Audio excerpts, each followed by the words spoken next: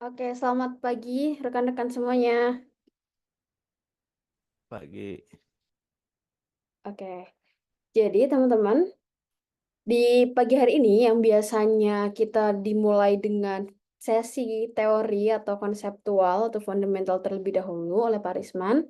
Kali ini beliau sedang berhalangan dan beliau akan join di pertengahan pembelajaran gitu ya. Oleh karena itu, tadi sesuai dengan announcement yang sudah kami bagikan di grup, kita akan buka dengan sesi praktikal dengan Orange Data Mining atau dengan Koyes. Nah, untuk itu mungkin kita bisa mulai dengan praktikal Orange Data Mining terlebih dahulu ya. Kita langsung saja mulai. Silakan teman-teman semuanya buka Orange Data Mining-nya.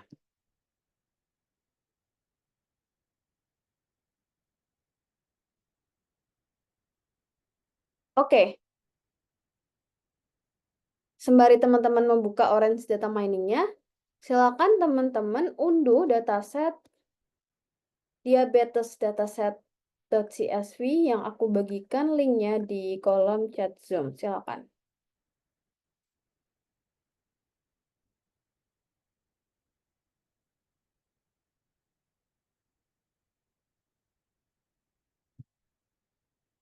Kalau sudah mengunduh datasetnya dan juga membuka Orange Data Mining-nya, boleh minta tolong kasih thumbs up. Oke, thank you Nisrina. Yang lainnya?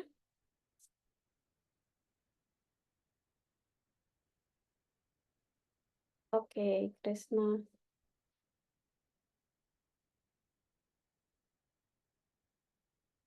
Mantap. Yuk, yang lainnya.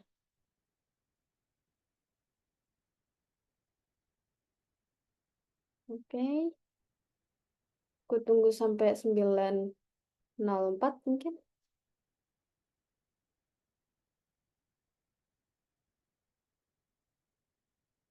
Kita nanti akan membuat model decision tree ya, sesuai dengan materi week ketiga yang ada di slide material Google Drive yang sudah kami bagikan di WhatsApp description.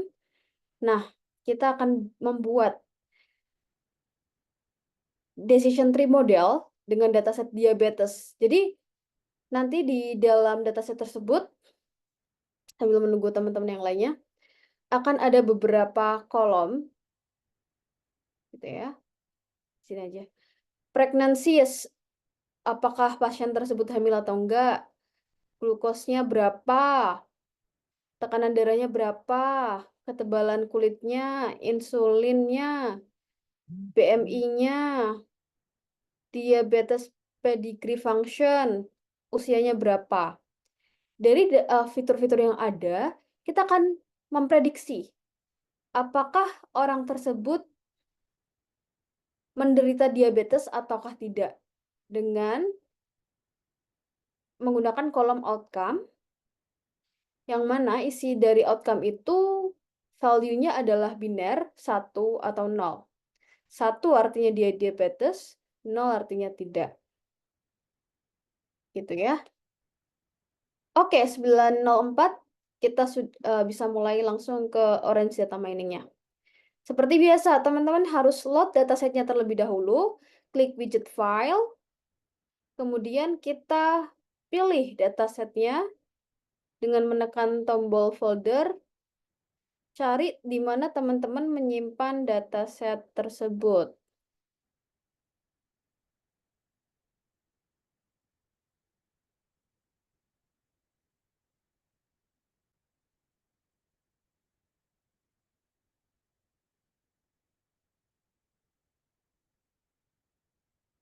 Oke, sudah semuanya?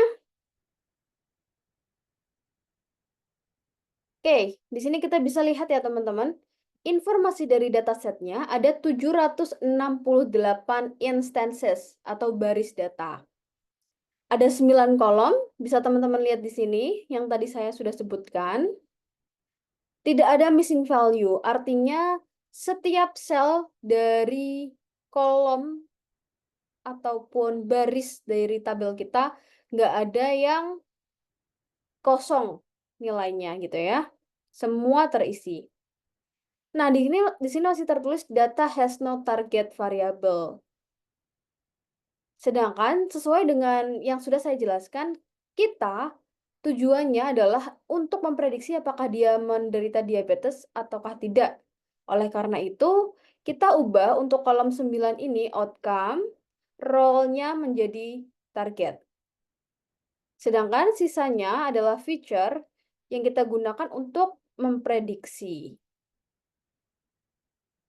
Oke, di sini kita bisa lihat ya teman-teman, semua tipe data dari feature yang ada adalah numerical, sedangkan outcome tipe datanya adalah kategorikal. Apakah dia diabetes 1 ataukah dia tidak.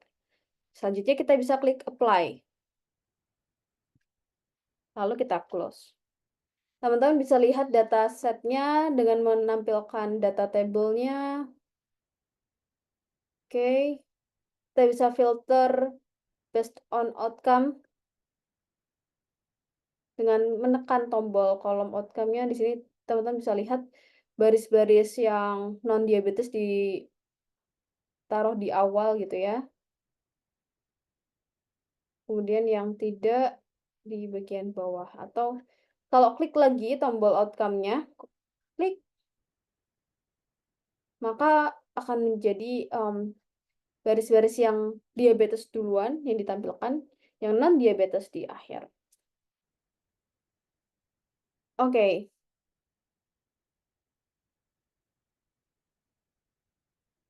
Selanjutnya, kita perlu split dataset kita dengan menggunakan widget data sampler. Jadi teman-teman silakan tarik widget file, kemudian dilepas, ketikkan sampler. Di sini kita bisa split dataset kita, fix proportionnya, kita bisa pilih pakai fix proportion atau fix sample size. Misalkan kalau fix proportion tuh ya teman-teman minta based on persentase aja. Jadi kalau misalkan data trennya mau 70%, data tesnya 30% itu oke. Atau mau dibuat 80-20 juga oke gitu. Kalau fix sample size, nah teman-teman di sini menyebutkan pingin data sampelnya berapa banyak gitu. Ketikin aja 700 misalkan gitu. Atau mau cross validation. Jadi kalau cross validation ini akan dibagi dari dataset keseluruhan kita menjadi, misalkan kita pengen jadi 10 bagian gitu ya. Nah, jadi gini guys, kalau cross validation. Jadi, misalkan kita bagi dataset kita menjadi 4 bagian. Ini 4 gitu ya. Nah, satu bagian kita jadiin sebagai tes, sisanya kita jadiin train. Nanti akurasinya berapa gitu ya. Terus kemudian testing setnya di bagian kedua, sisanya jadi train set. Nanti akurasinya berapa. Jadi semua bagian merasakan menjadi test set. Jadi lebih fair gitu. Kemudian nanti mungkin bisa kita rata-rata dan sebagainya. Oke, mungkin kita bisa coba seperti ini ya. Number of subsetnya 4. Kemudian kita checklist replicable deterministic sampling. Oke. Kita sudah membagi dataset kita, mungkin kita coba mau nampilin terlebih dahulu dengan data table lagi, boleh. Gitu ya, kita mau nampilin data trend kita dan data test kita. Kita tampilin widget data table dari data sampler. Di sini garisnya diklik double. Yang ini udah benar dari data sampel ke data. Yang ini kita tampilin remaining data, sisanya gitu ya dari data sampel. Kita coba lihat. Oke, di sini ada 576 baris. Di sini ada 192 baris gitu ya. Udah terbagi nih teman-teman data kita. Setelah kita split, selanjutnya tentu saja kita panggil model decision tree-nya.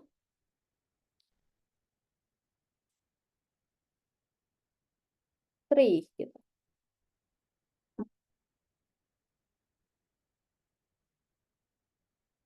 Nanti kita akan belajar terkait konseptual ini dengan Pak Risman.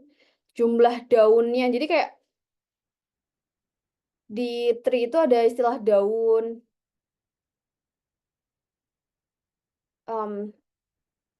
Kemudian di sini kita bisa set. Jangan bagi subsetnya smaller than berapa. Jadi kayak per leaf-nya itu maksimal, per subsetnya itu nggak boleh datanya kurang dari 2 gitu. Terus kemudian namanya juga decision tree. Teman-teman bisa lihat ini ya. Ini artinya ada 2 baris gitu ya. Yang ini 2 level. Level 1, level 2. Nah, ini kita bisa set maksimal tree depth-nya berapa gitu. Di sini 3 gitu. Ini kita set default aja biar kayak gitu. Kemudian kita lakukan evaluasi. Kita bisa lihat dokumentasi dari Orange Data Mining.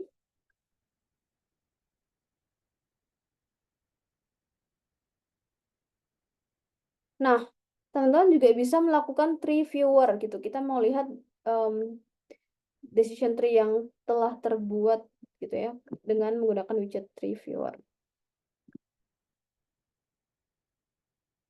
Jadi data kita kayak gini. Pertama-tama dilihat dari glukosnya terlebih dahulu. Oh, glukosnya kalau misalkan kurang dari 143, maka masuk ke sini gitu ya. Kalau kurang dari kurang dari 143 masuk ke sini. Kalau lebih dari 143 masuk ke sini.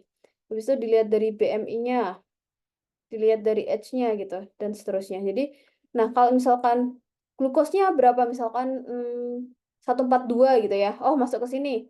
Terus dilihat lagi BMI-nya berapa? Oh, 25 masuk ke sini gitu ya. Oh, ternyata dia kita prediksi sebagai tidak yang menderita diabetes gitu.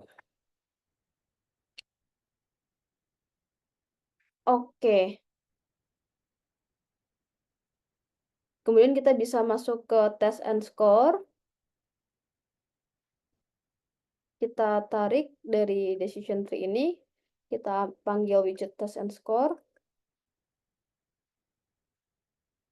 Jangan lupa test and score juga membutuhkan input sampel datanya. Kita tarik dari sini. Kita dapatkan model decision tree kita memiliki AUC 76%, CA 73%, F1 score-nya 70%, dan seterusnya. Nah, teman-teman bisa mengutak-atik setting kita baik dari decision tree-nya. Oh, coba ya kalau misalkan down split subset smaller than 5, test score-nya jadi kayak gimana? Jadi semakin meningkatkah, semakin menurunkan? Nah, teman-teman harus utak-atik hingga teman-teman bisa meningkatkan akurasinya hingga suatu batas tertentu. Misalkan teman-teman ingin akurasi dari model teman-teman 80% ataupun 95%, sehingga teman-teman tidak melakukan kesalahan prediksi yang terlalu besar dalam mendiagnosis penyakit diabetes. Kurang lebih seperti itu. Di sini apakah sudah ada Pak Risman? Oke, beliau belum ada. Kita lanjutkan terlebih dahulu. Selanjutnya kita bisa undang widget confusion matrix. Jadi kita bisa lihat nih, si model kita tuh salah berapa banyak sih. Namanya juga confuse, pusing gitu ya. Oke, ternyata yang sebenarnya bernilai 1 alias diabetes, tapi diprediksi 0 oleh si model kita ada 127 data, gitu ya. Sedangkan yang sebenarnya tuh dia nggak diabetes, tapi diprediksi diabetes ada 24. Sedangkan untuk yang diprediksi tepat sesuai dengan data kita ada 353, dan untuk yang tepat diprediksi sesuai dengan labelnya ada 72.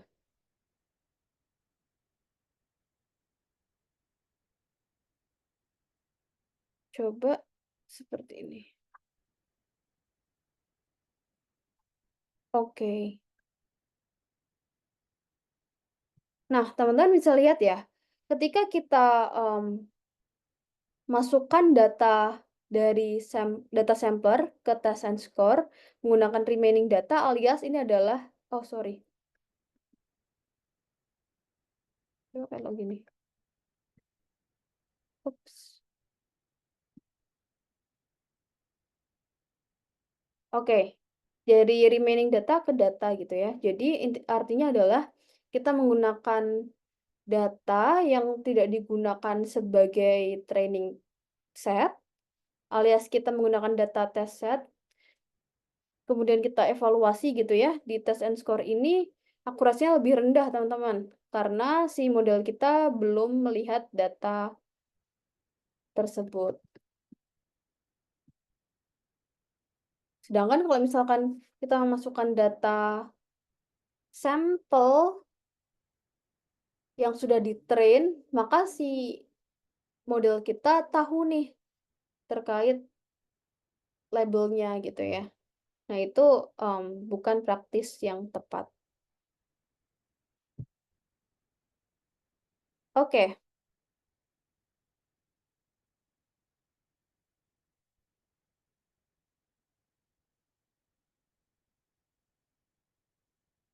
Kita bisa lihat menggunakan scatter plot.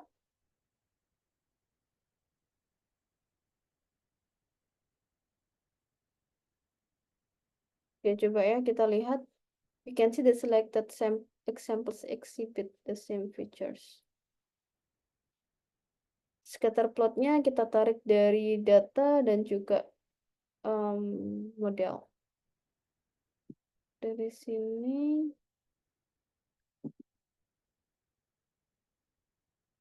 scatter.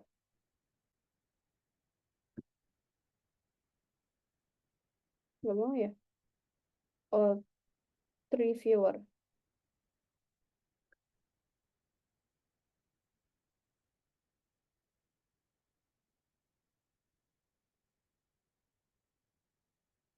Oke, misalkan kita lihat based on x-aksisnya, sumbu x-nya itu BMI. Y-aksisnya tuh dia outcome.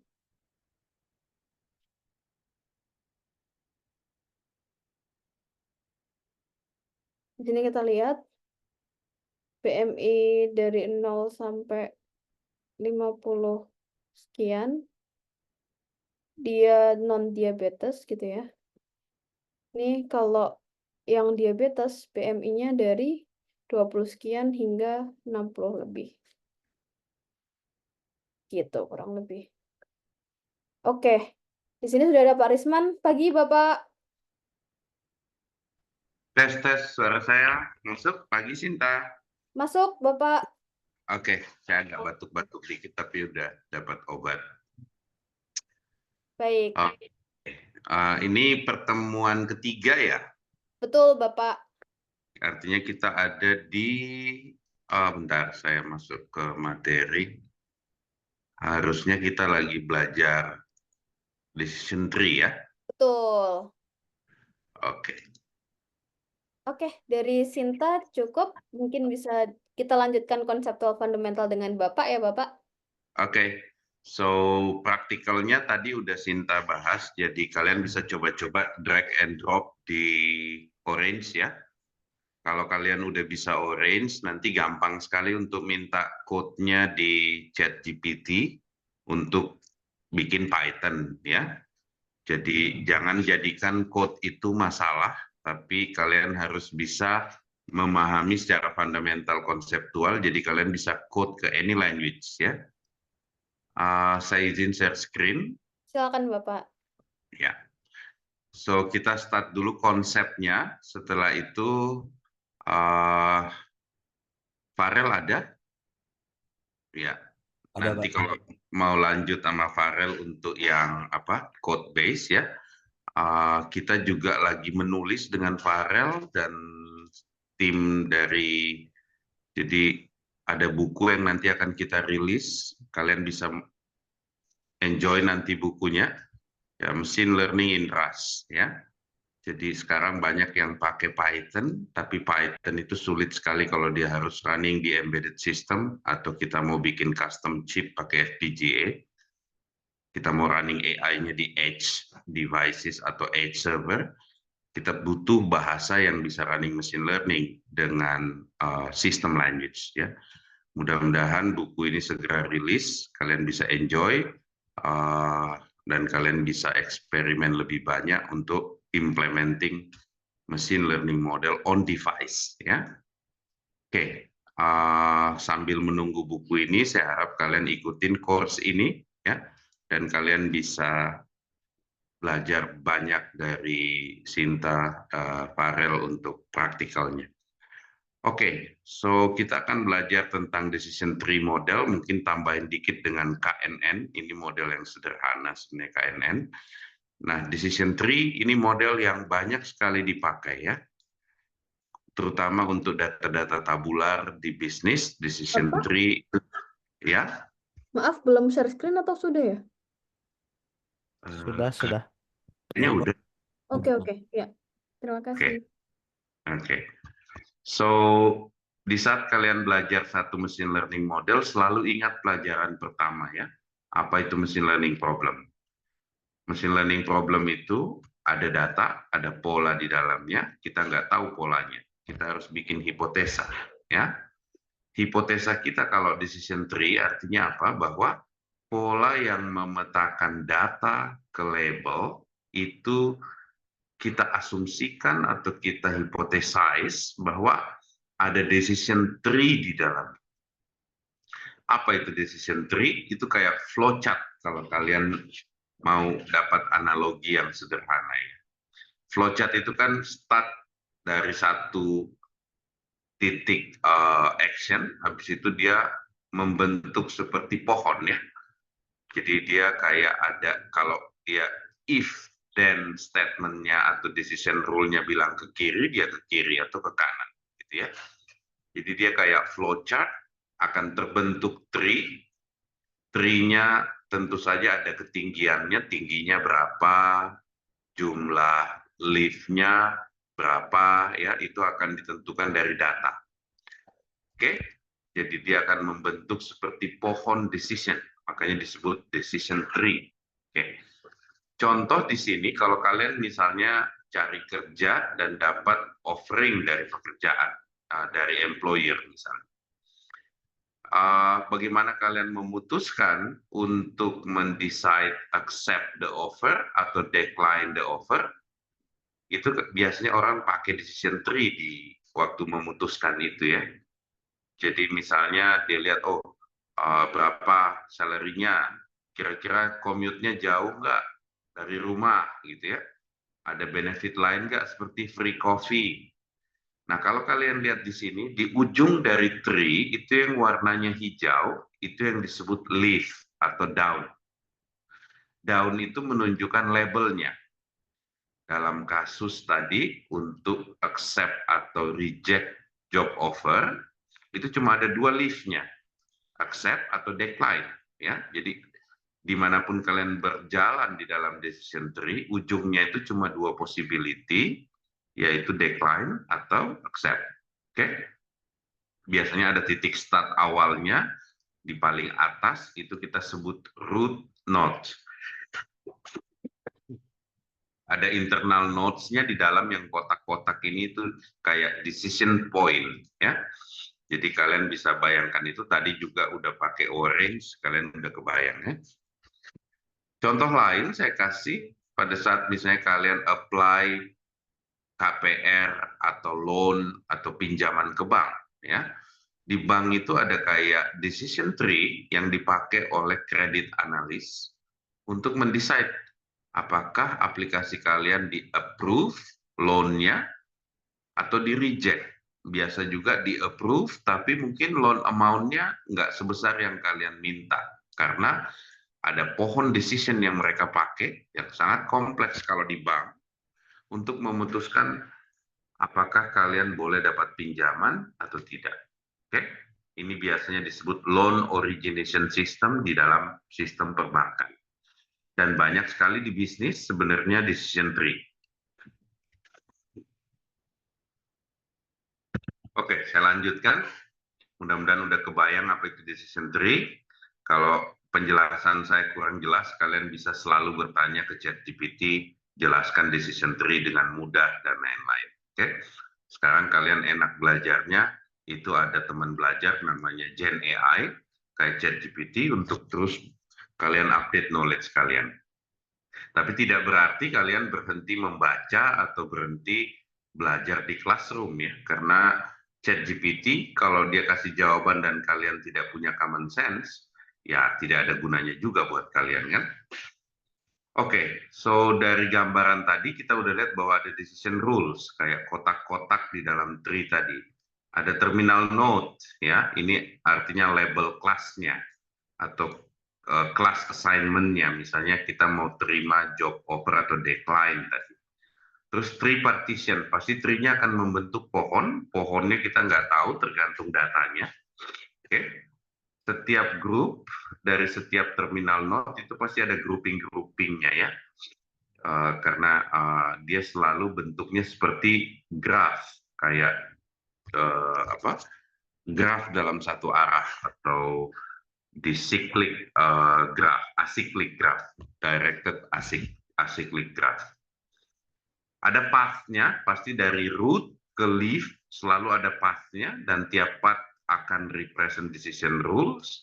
Setiap path mutually exclusive. Ini penting sekali. Bahwa tidak ada path yang lebih preferable atau lebih diminati, ya benar-benar dilatih berdasarkan data. Dievaluate setiap decision rules, setiap data masuk dia akan dievaluate secara mutually eksklusif ya. Jadi tidak ada data yang memang harus lewat path tertentu gitu, nggak ada. Oke, so biasanya ada false dan true decision tergantung perjanjian apakah dia ke kiri atau ke kanan. Oke, so terminal node, non-terminal node, jadi kalau ada graf seperti ini, kalau saya sebut terminal itu udah ujungnya, leaf. Kalau non-terminal node itu artinya decision rules ya. Itu menunjukkan atribut yang harus dites nilainya. Misalnya di sini dia bilang salary at least 50.000 US dollar. Nah ini ada atribut yang harus dites. Kalau dia setuju ya dia ke yes, kalau dia nggak setuju dia ke no gitu ya. So test split atribut biasanya harus mutually eksklusif, bahwa nggak boleh ada preferensi. Splitting, node-nya akan terus splitting ya secara mutually eksklusif. Strukturnya, bentuknya adalah disjunctive normal form. Mungkin ini bahasanya terlalu akademik buat kalian, nanti kalian bisa tanya ke ChatGPT apa sih itu tadi yang namanya disjunctive normal form. Oke. Bahwa ini adalah bentuk matematik dari bagaimana struktur tree itu dibentuk. Pertama dia harus mutually eksklusif, bahwa tidak boleh ada preferensi. Nah, yang kedua adalah disjunctive normal form, bahwa dia melimit bentuknya untuk menambahkan pohon-pohonnya gitu. Jadi nggak boleh sampai unlimited pohonnya, pasti harus berhenti satu saat gitu ya. Bahwa dia harus disjunctive untuk membentuk pohon yang optimal. Jadi waktu kita membentuk decision tree itu bukan membuat pohon yang sebesar-besarnya, tapi membuat akurasi klasifikasinya atau regresinya yang sebaik-baiknya. Tentu saja harus ada disjunctive normal form untuk melimit pengembangan tree-nya. Oke, next di geometri. Setiap mesin learning model yang klasik itu biasanya masih bisa kita interpretasikan dengan geometri, ya. Mungkin kalian sebelumnya belajar linear model, ya. Kalau kalian lihat apa yang dilakukan decision tree sebenarnya, misalnya saya punya data dengan 4 label, 4 warna di sini, maka decision tree itu kayak bikin peta jalan nih, di mana jalannya itu, boundary-nya itu seperti garis-garis yang paralel. Oke, ini kalian bisa copy paste, kalian bisa, kalau kalian sulit memahami yang saya jelaskan, kalian bisa minta jelaskan materi decision tree berikut dalam bahasa Indonesia. Oke. Kalian bisa copy paste dari materi kita supaya kalian bisa tahu, ya.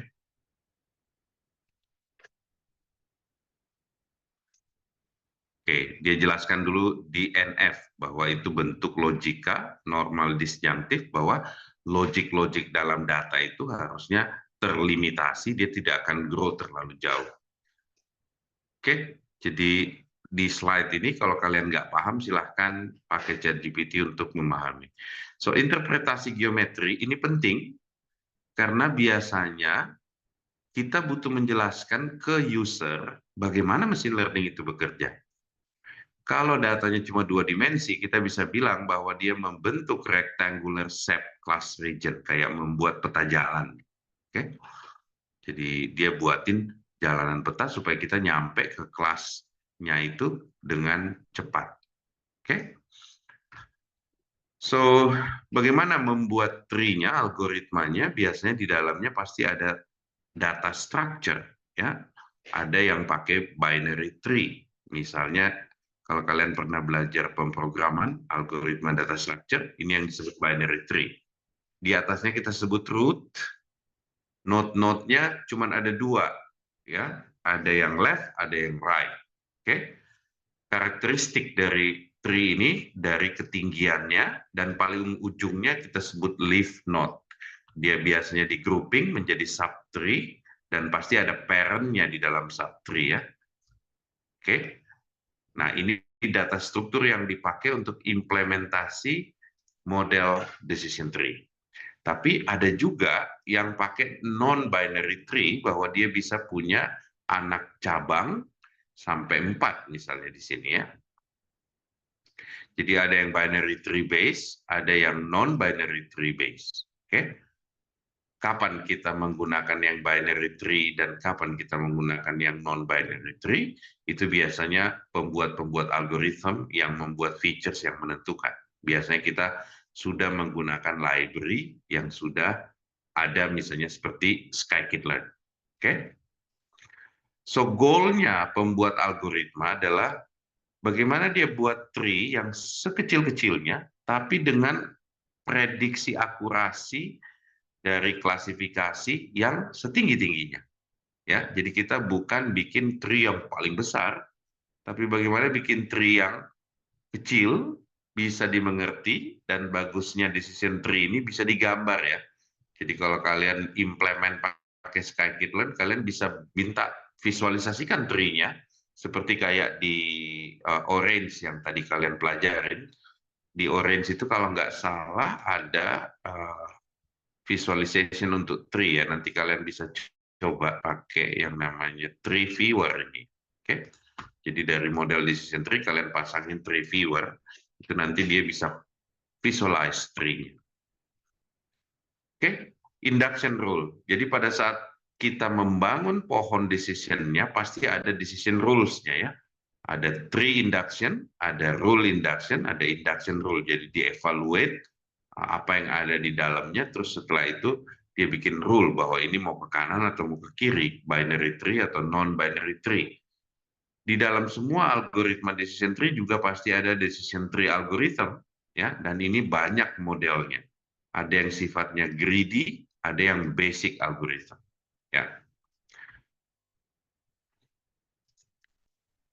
Oke, bagaimana dia handle discrete sama continuous data? Misalnya kalau saya punya data tabular, bentuknya adalah teks, ada juga numerical, ya. So decision tree model yang sebenarnya apapun inputnya teks maupun numerical dia bisa terima, ya. Berbeda dengan neural network misalnya yang semua inputnya harus vektor numerical.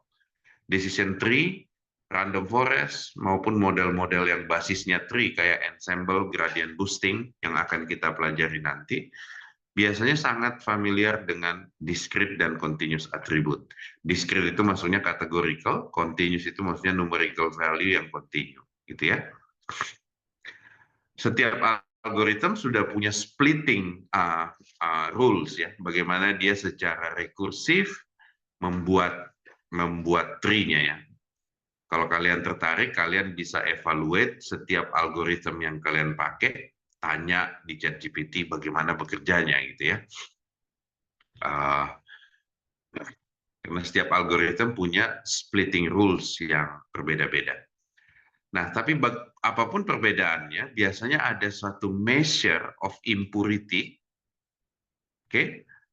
Mungkin bisa diartikan sebagai degree of randomness atau degree of kekacauan atau chaos gitu ya, yang sering dipakai untuk splitting algorithm di dalam decision tree.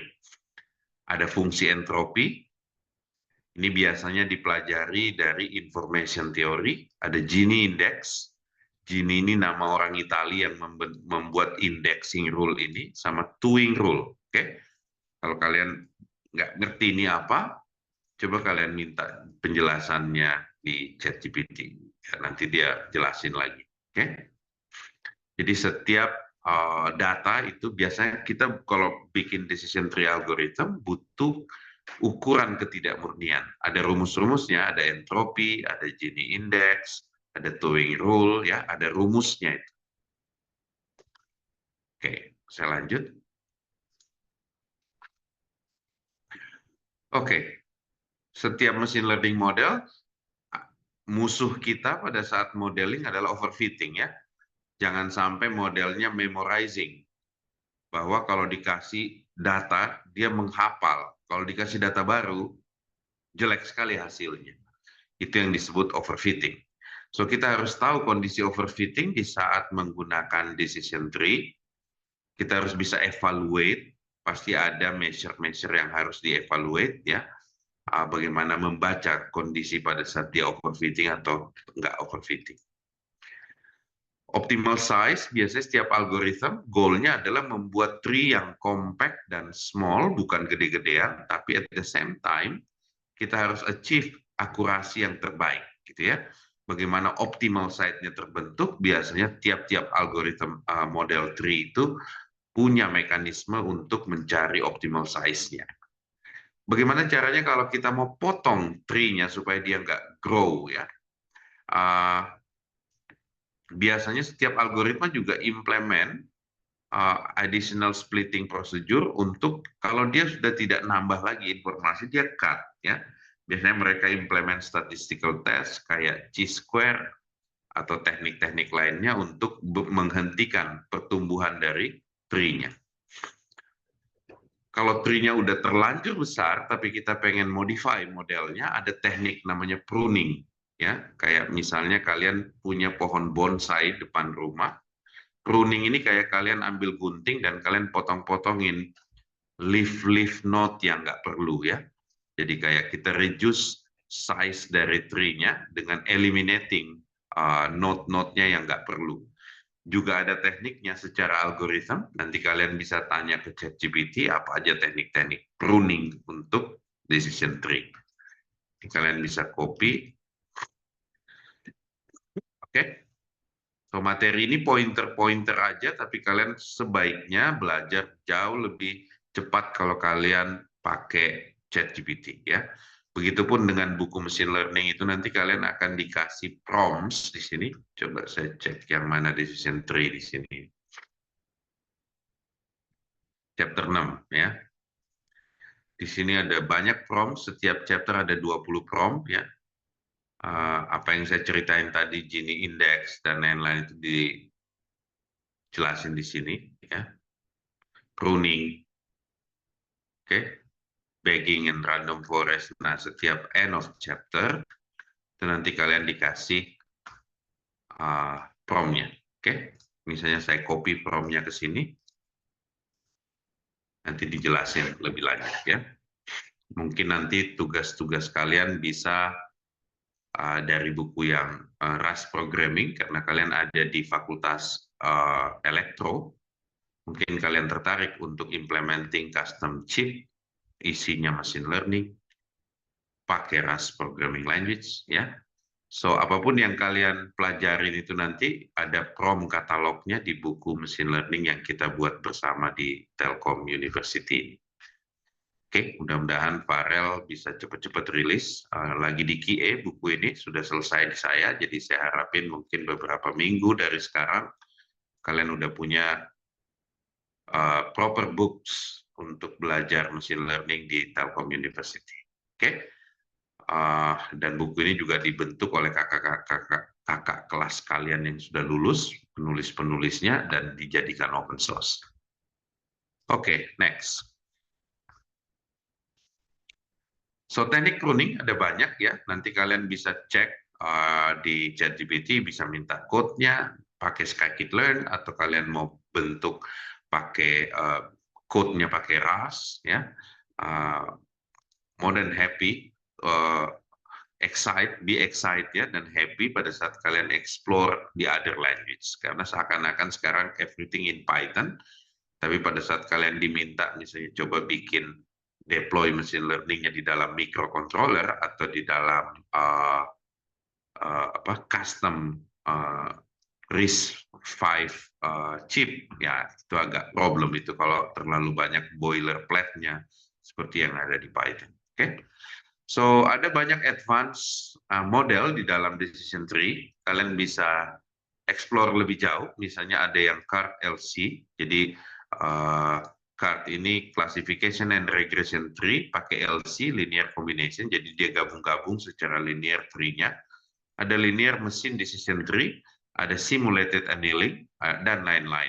Di buku ini dijelasin ada beberapa kayak sampai ke ensemble model, ya. Saya lanjutkan. Bagaimana kita evaluate decision tree? Pasti ada method untuk mengevaluate decision tree akurasinya. Kalau kita lakukan misalnya prediksi klasifikasi, biasanya kita pakai confusion matrix, ya. Jadi ada teknik-teknik evaluasi untuk kalian mengevaluasi bagus nggak tree yang kalian buat, ya. Nanti bisa kalian kembangin lagi ininya, materinya. Di sini teknik evaluasinya pasti ada di buku ini ya, untuk menjelaskan bagaimana kita menggunakan metrik-metrik kayak confusion matrix tadi untuk mengevaluate. Mungkin di chapter 19 di sini. Kalau kalian lihat di buku ini, chapter 19, ini mengenai teknik-teknik evaluasi machine learning, bagaimana kalian memahami underfitting, overfitting, dan right fitting, dan fungsi-fungsi untuk membuat confusion matrix dijelaskan dengan detail di buku ini. Oke, saya lanjutkan. Decision tree dan model-model lainnya tidak ada yang sempurna. Selalu balik ke pertemuan pertama bahwa kita ini berhipotesa bahwa data di dalam pola di dalam data saya itu bisa saya pisahkan menggunakan decision tree, ya. Tapi apakah itu kenyataannya di dalam, ya kita nggak tahu. Kita harus evaluate modelnya bagus atau enggak, gitu ya. Kalau kita lihat apa yang dilakukan oleh decision tree, tadi saya udah kasih geometric interpretation bahwa dia seperti membentuk parallel axis, ya, kayak membuat jalan yang paralel, lurus dan paralel dalam 2 dimensi. Kalau dalam 3 dimensi, tentu saja interpretasi tersebut tinggal ditambahin dimensinya, ya. 4 dimensi ya susah dibayangkan kalau 4 dimensi. Oke, in conclusion, Untuk mengembangkan tree-nya, coding dan lain-lain itu bukan masalah. Kalian bisa pakai Orange, kalian bisa minta prompt ke ChatGPT. Once kalian ngerti bagaimana konsep dan fundamentalnya, saya rasa code-nya kalian punya opsi banyak sekali sekarang. Kalau kalian buka Google Colab, di sebelah kanan udah ada Gemini tab. Kalian buka Gemini, everything yang kalian mau code itu tinggal minta ke Gemini, copy ke Google Colab. Nanti Farel akan tunjukkan lebih jauh soal yang praktikalnya. Oke? Oke, next kita belajar sebentar mengenai KNN. Setelah itu saya hand over ke Farel dan Sinta untuk praktikal lagi. So, tadi kita udah belajar decision tree, main konsepnya apa, hypothesis setnya apa, learning algorithmnya apa aja, bagaimana dia membentuk splitting dan decision rules, ya. Detailnya kalian bisa lihat nanti di future books yang akan kita rilis, ya. Matematiknya lengkap di situ sampai penjelasannya, dan kalian bisa terus pakai prompt yang disediakan di buku untuk belajar lebih lanjut. So, next kita belajar tentang instance-based learning. Jadi, idenya adalah bahwa kalau saya punya similar data dengan similar label, ya, harusnya kalau saya punya ukuran similarity, seberapa similar data ini dengan yang lain, ya. Kalau saya punya algoritmanya untuk mencari similarity dalam data, maka saya bisa bikin algoritma yang sederhana gitu. Oke, jadi idenya itu sebenarnya dari instance data. Coba lihat similar nggak dia. Ada nggak ukuran similarity yang kita bisa pakai, ya?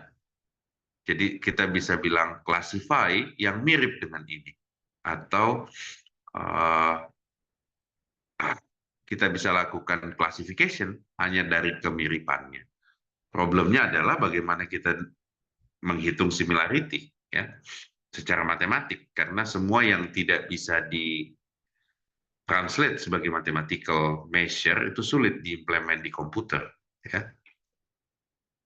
So, contoh misalnya seperti ini data 2 dimensi, 2 label. Kalau saya bilang similar nggak yang biru sama merah? Bagaimana kita ukur jarak similarity, ya? Kalau saya bilang yang tengah itu labelnya merah, maka yang paling dekat ke dia saya sebut sesama merah, ya. Saya harus punya kayak konsep jarak dari label yang di tengah, yang hitam, ke yang merah, ya. So, definisi distance metric banyak di matematik, ya. Dan kalau kalian lihat di sini, ini adalah space yang disebut Voronoi tessellation. Space yang kalian familiar saat ini kita sebut Cartesian atau Euclidean space. Tapi di dalam matematik juga ada space-space lainnya. Jadi kalau saya bilang jarak ini dalam Cartesian, bisa jadi berbeda dengan jaraknya di dalam Voronoi, ya. Tapi yang basic biasanya kita pakai Euclidean metric. Jadi misalnya distance dari titik A dan B dalam 2 dimensi itu sama dengan A1 dikurang B1 kuadrat ditambah A2 dikurang B kuadrat. Kalau dalam 3 dimensi tinggal di-expand, ya. Ini yang sering dipakai. So, distance metric dalam Euclidean ini penting, tapi ingat bahwa dalam matematik tidak semua masalah bisa kita solve hanya dengan Euclidean space. Kita bisa transform Euclidean space ke Voronoi space, dan ternyata di sini perhitungan jaraknya lebih mudah atau lebih singkat, ya. Itu yang kita sebut kernel trick. Bagaimana dari satu space saya pakai kernel transformation pindah ke space lain, setelah itu saya compute nearest neighbor di dalam space Voronoi misalnya. Oke. Biasanya untuk basicnya pakai dulu yang Euclidean space. Oke. So konsepnya simple, define space-nya, cari jaraknya, ya, pilih datanya yang paling dekat. Nah, itu yang kita sebut nearest neighbor. Kalau saya bilang K nearest neighbor, artinya sejauh apa tetangganya, ya. Misalnya K-nya sama dengan 1, cari yang paling dekat. Kalau saya bilang K sama dengan 2, cari yang kedua terdekat. ya, dan begitu seterusnya, karena K itu kayak indeks untuk menunjukkan jaraknya terhadap titik-titik data yang similar. So, bagaimana memilih K-nya? Ya, kita increase K-nya atau decrease K-nya, ya. Jangan sampai K-nya juga terlalu besar, nanti modelnya nggak jalan dengan baik. Dan ingat, di setiap machine learning model pasti ada curse of dimensionality, ya. Bahwa dengan menambahkan dimensi dari data belum tentu akurasi itu bagus. Bisa jadi dimensinya, akurasinya justru lebih kecil di saat kita tinggiin dimensinya. Nanti kalian akan belajar juga konsep-konsep dimensionality reduction mungkin di pertemuan berikutnya di exploratory data analysis, gimana kalian bisa merubah dimensi dari data. Oke? So silakan implement k-nearest neighbor untuk klasifikasi, pakai distance metric yang gampang ya. Untuk visualisasi mungkin saya kasih contoh supaya kalian kebayang apa yang saya maksud. Oke, case-nya adalah saya pilih dulu dataset ya. Bentar. K-means clustering. So, ini adalah case clustering di saat saya pengen mengcluster satu data, saya butuh ukuran distance. Distance yang sering dipakai itu Euclidean, ini rumusnya. Ya. Jadi dia akan melakukan clustering dengan cara menghitung jarak titik data ke centroid menggunakan distance measure Euclidean. Tapi di dalam matematik juga ada distance measure lainnya seperti Manhattan. Juga ada distance lainnya kayak LP distance 3. Ya. Ini cuma beda-beda rumus distance saja. Dan ini tetap di Euclidean space. Sekarang tadi saya bilang bahwa banyak space lain di dalam mathematics ya.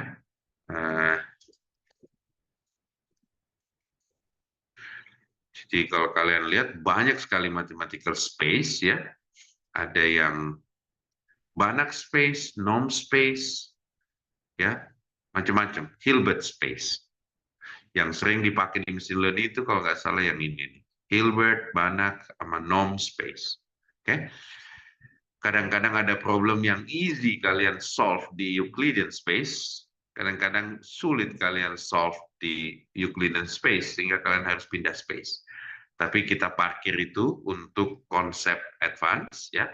Sekarang kalian masih S1, jadi belajar dulu tentang Euclidean space dan k-nearest neighbor dari materi ini. Oke, materi saya udah cukup. Kita masih ada waktu 30 menit ya, Sinta ya. Betul, Bapak. 30 kan ya?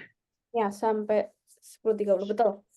Oke, so silakan lanjutkan Parel 30 menit untuk kasih contoh-contoh gimana dari Orange ke Python ya. Untuk rasnya nanti aja setelah UTS, setelah bukunya rilis. Kalian bisa prompt dari Python ke Rust, dari konsep ke Rust, dan lain-lain, sehingga kalian lebih bisa membedakan skill kalian dengan anak-anak lain yang cuma ngertinya Python. Oke, saya stop sampai di sini. Silakan Farel lanjutkan.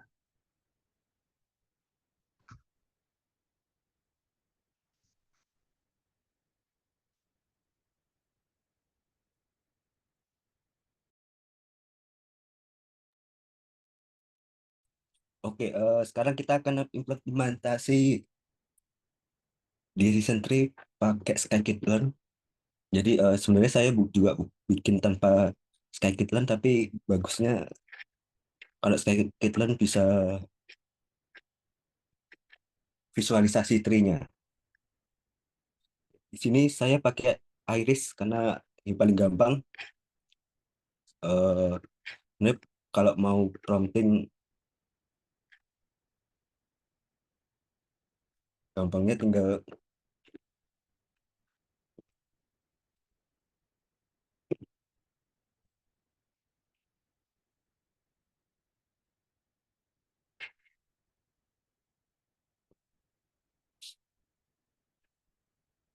ini langsung GPT-nya langsung generate code. Oke, sekarang langsung aja pemutaran satu-satu. Eh, di Iris dataset kita bagi, kita ambil fiturnya, terus labelnya kita taruh ke target fungsi, lalu kita split data untuk training dan tes. Nanti saya share code-nya, kalian bisa coba-coba gimana kalau tes case-nya jadi 90/10 atau 10/90. So sekarang kita coba pakai 20/80. And lalu kita bikin classifier decision tree-nya. Untuk hyperparameter sementara kita buat non. Terus untuk kriterianya kita pakai gini. Jadi persamaan untuk gini itu sigma dari P kuadrat. Ini proposition class di sampel data S-nya, subset S, lalu dikurangi 1. Jadi contohnya kalau kita punya kelas probability dari kelas A sebesar 0,8 dan kelas B 0,2, kita akan hitung Gini impurity-nya. Dari probability itu dijumlah lalu dikurangin 1 atau 100%. Kita dapat 0,32. Kita coba run.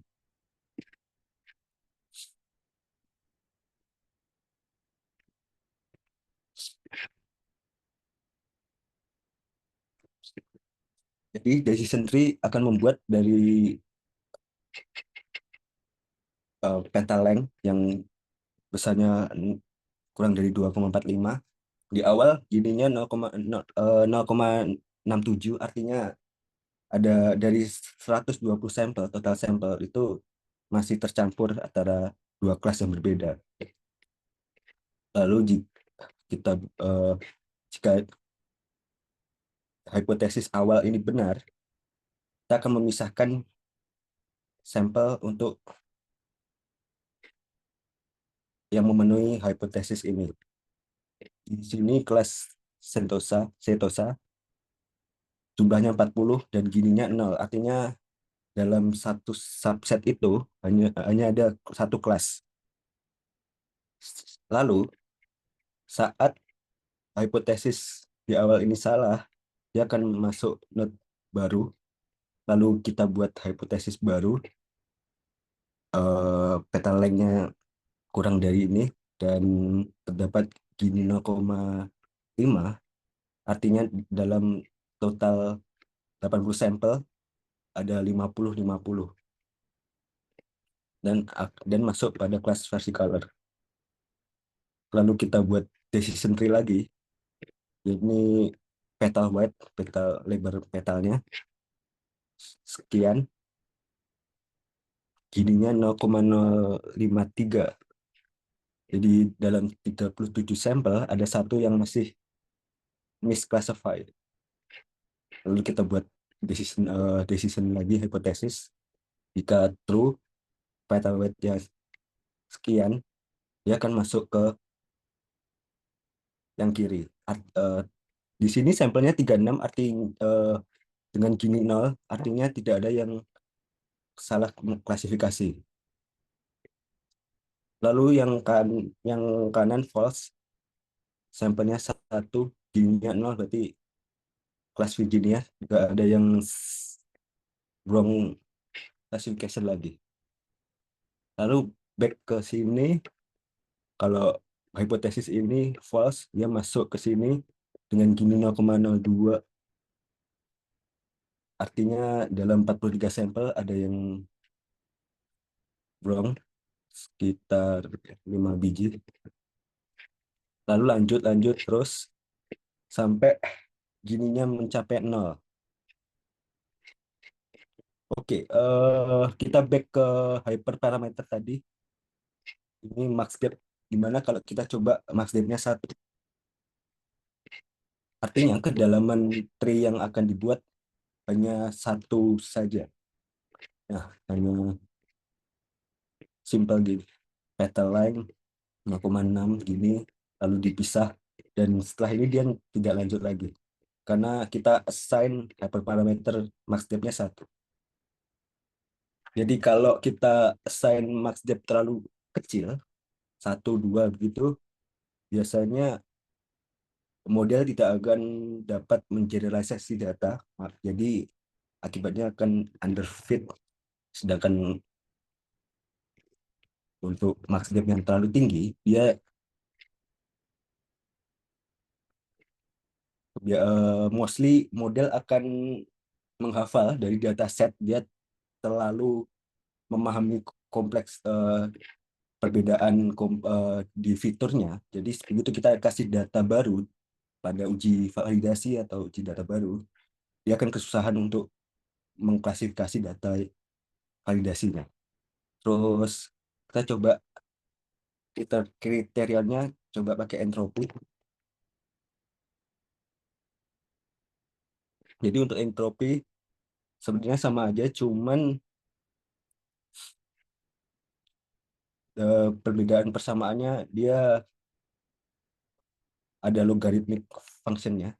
Jadi kalau kalian bingung, langsung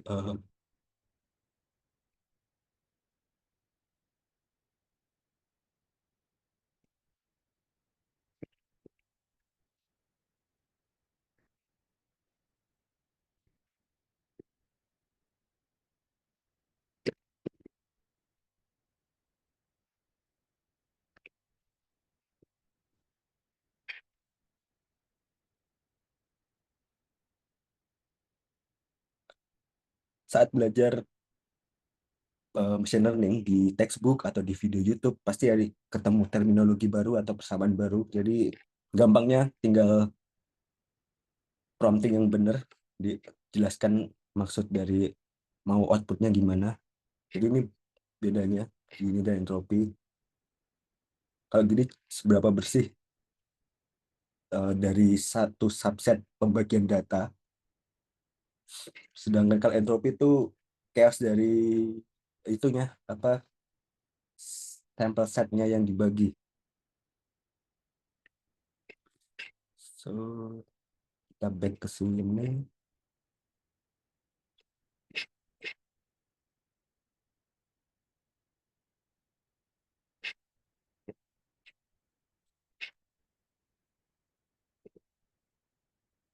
Nah, di awal ada hipotesis lagi dan entropinya 1,5, artinya 120 sampel ini masih tercampur 3 kelas. Kita bagi, kalau true dia masuk ke sentosa, entropinya 0, artinya satu sampel set itu nggak ada yang tercampur. Sedangkan untuk yang false ada entropi 1, sampel 80, sekitar hampir setengahnya itu salah klasifikasi. Jadi kita lanjut decision tree lagi terus sampai ke bawah.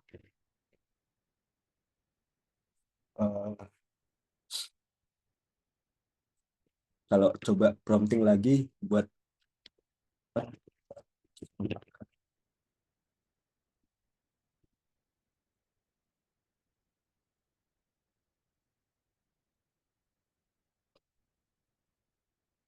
jadi kalau gini karena persamanya simple, dia cuman penjumlahan dari P, sorry, itu proposition class yang berbeda, dia lebih cepat buat computational modelnya. Sedangkan untuk entropi dia lebih memperhatikan perbedaan, jadi different dari itunya fiturnya, namun computation time-nya lebih lama. Ya, jadi beda pakai hyperparameter tergantung dataset. Kalau biasanya fiturnya lebih kompleks tuh pakai entropi. Kalau mau cepat, computational time-nya pakai gini. So,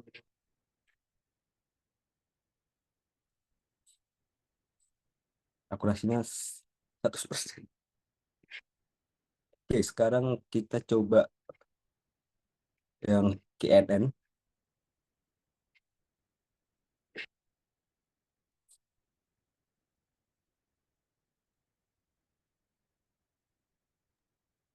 Ini nanti notebooknya bisa dijalanin step by step sama teman-teman kan, Farel?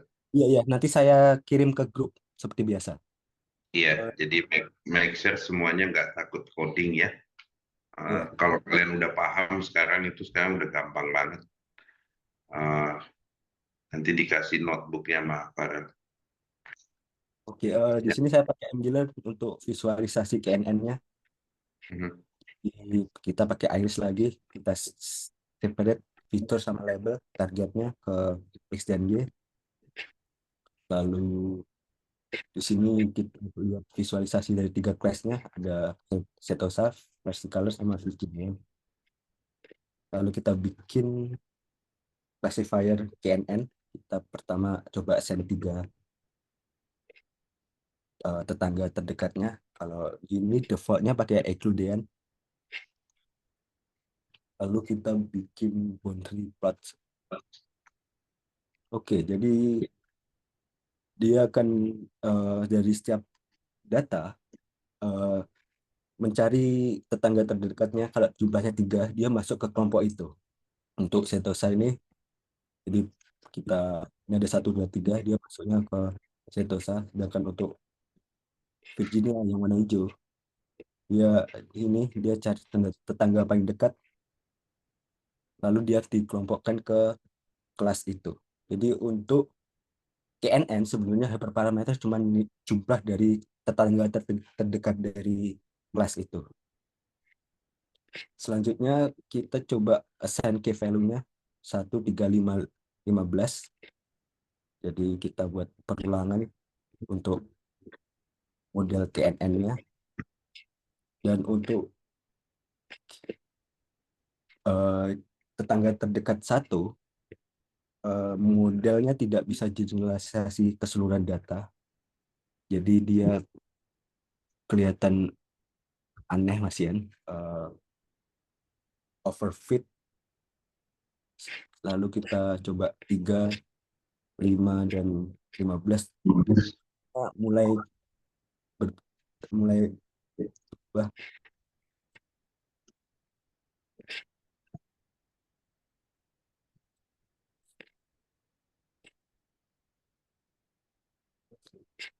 Lalu kita coba lihat evaluation metriknya. Karena ini hasilnya nggak 100%, jadi kita bisa lihat dia salah klasifikasi atau nilai dari classification metrik lainnya. Nah, ini untuk confusion metric K jumlah 1, untuk kelas Setosa dia benar semua, artinya 15. Dia tidak ada salah klasifikasi dari tetangga kelasnya. Untuk versi color 5 benar, 6, 12 salah. Yang seharusnya ke versi color dia diklasifikasikan ke Virginia. Untuk Virginia yang benar 6, yang salah nih ada 6 juga. Seharusnya kelasnya Virginia dia masuk ke versi color.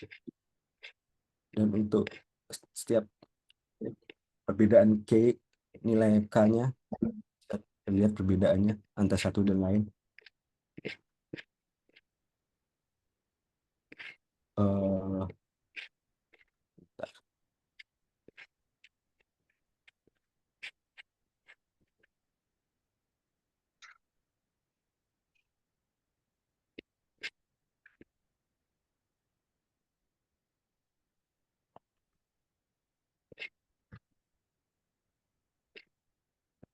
Model evaluation indicators 19.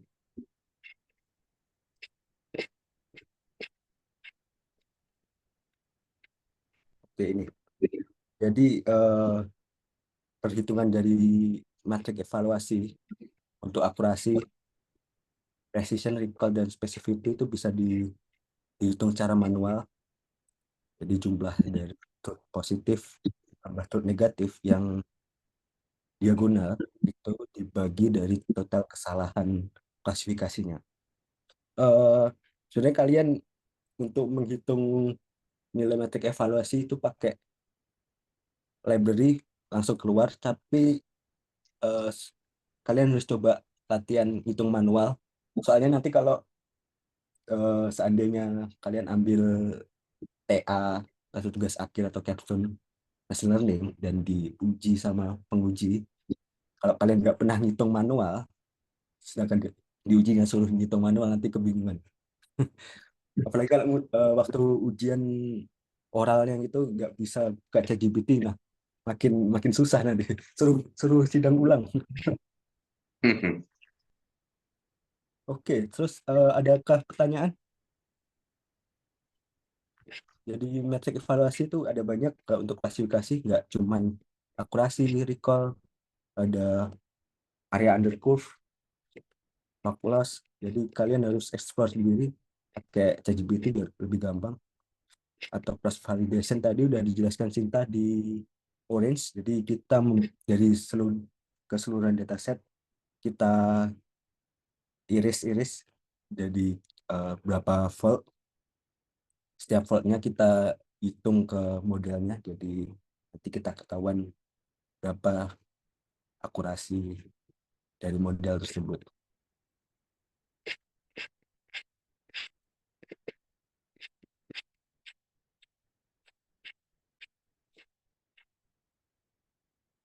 Oke, gimana? Ada.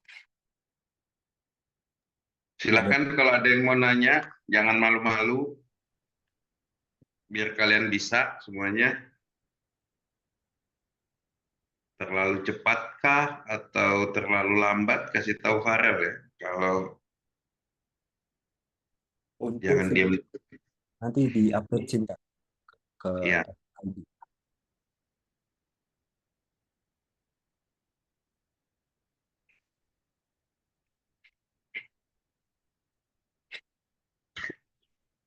Oke, ini ada kuis dari Pintar. ini pada malu-malu nih, diam-diam nih. Iya, Nanti sudah ntar kalau PS. ada tugas deadline deket, kebingungan baru tanya.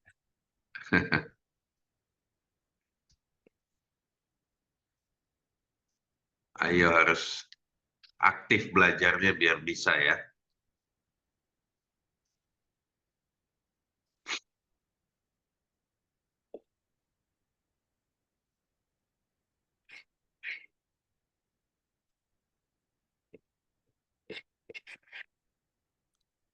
Untuk tugas minggu depan, apakah ada kesulitan atau ada yang belum mengumpulkan?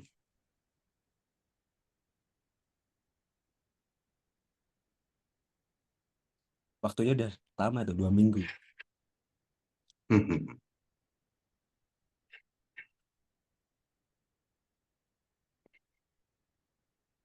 Aman kata si Abian, artinya masih ngerti nih. Masih ngikutin semua kan ya? Kalau ada yang kalian nggak ngerti, tanya di WhatsApp. Di situ ada Kak Sinta, ada Farel, Kak Farel. Tujuan kita ngajar ini biar kalian bisa ya, karena makin ke depan ini makin mudah sih harusnya. Uh, Cuman kalian harus bisa skillnya supaya nanti nggak masalah kalau nyari kerja.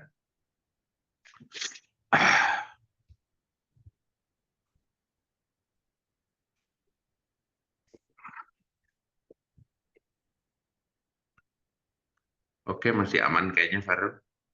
Tugasnya apa PR-nya?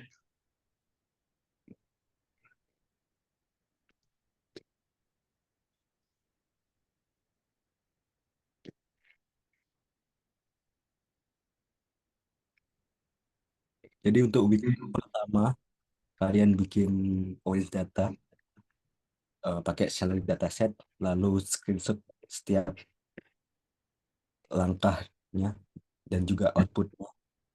Lalu untuk eh, klasifikasi, ini pakai iris sama social network. Sebenarnya gampang tuh. kalian generate di ChatGPT juga keluar pasti karena datasetnya hampir perfect, nggak ada yang kosong, nggak ada missing value, nggak ada outlier dan lain-lain.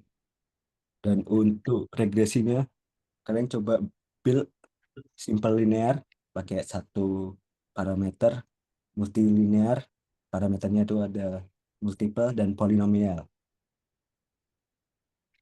Untuk week 2 sebenarnya sama linear model, cuman datanya nggak linear. Jadi kita pakai basis function yang dijelaskan di PPT sama praktikal kemarin, tapi modelnya pakai linear, jadi dia bisa best fit di non-linear data.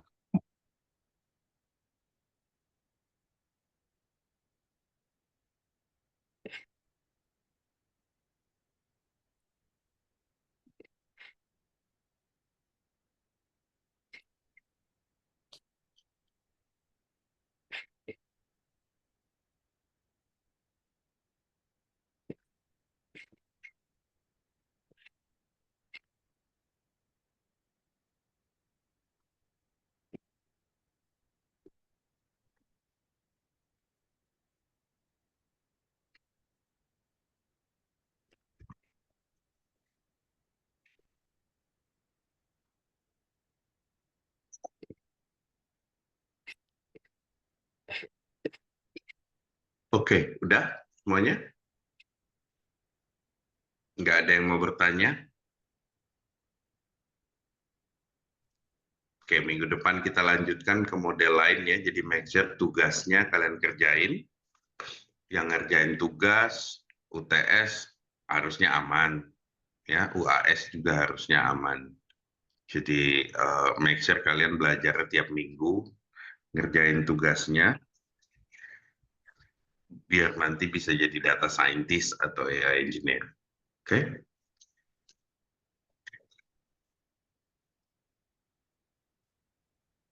Oke, sepertinya cukup. Itu ada link quiz, coba kalian kerjakan di quizzes. Cintanya lagi. Oh, ada quiz ya? Iya. Kerjain dulu quiznya.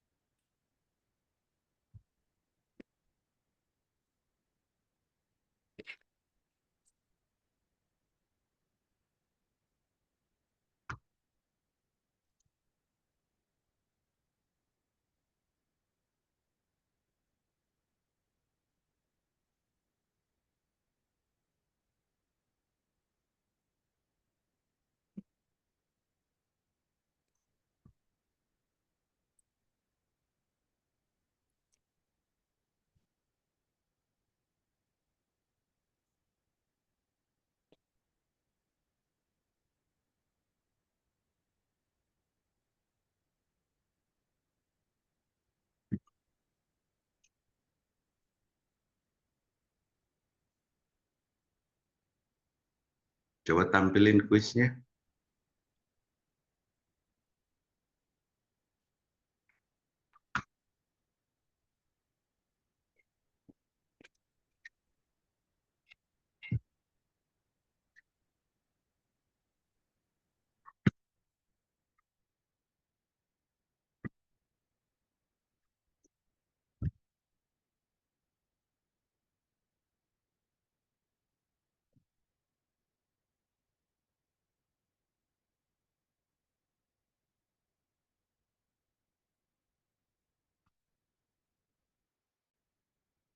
Oke, kalau udah ditutup aja kali bareng.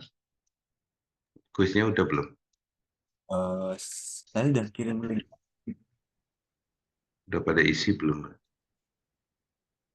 Aman nggak? Itu yang buat room quizesnya Sinta. Saya cuma kirim soalnya aja. Ya, terus di start ini soalnya Sintanya juga nggak ada respon. Atau kalian bisa kerjakan nanti, dikasih waktu kok. Udah, ada 10 menit sebelum ditutup, ada pertanyaan kah? Masih ada 10 menit kalau mengerjain kuisnya ya. Harus ada host- hostnya Sinta, jadi yang start khususnya harus dia. Mungkin nanti Oh, kalau nggak ada pertanyaan kita oh tutup, maksudnya kuisnya nggak bisa start? harus start Iya. beban.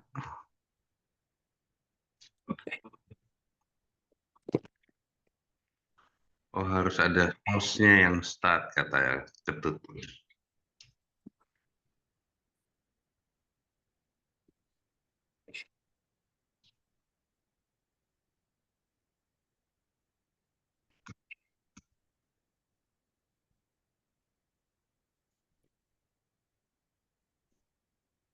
Karena Sintanya masih izin, jadi kita tutup aja kalau nggak ada Mhm. pertanyaan. Tapi mungkin di start sama Sinta dikasih waktu sehari atau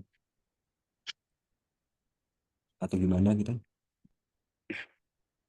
Oke guys, ada pertanyaan? Kalau nggak ada, cukup sampai di sini untuk kelas machine learning week 3. Oke, thank you semuanya. Sampai ketemu minggu depan ya. Kuisnya dikerjain, tugasnya juga dari teaching assistant dikerjain biar kalian latihannya cukup untuk UTS. Sampai ketemu minggu depan. Thank you. Terima kasih, Pak. Yuk.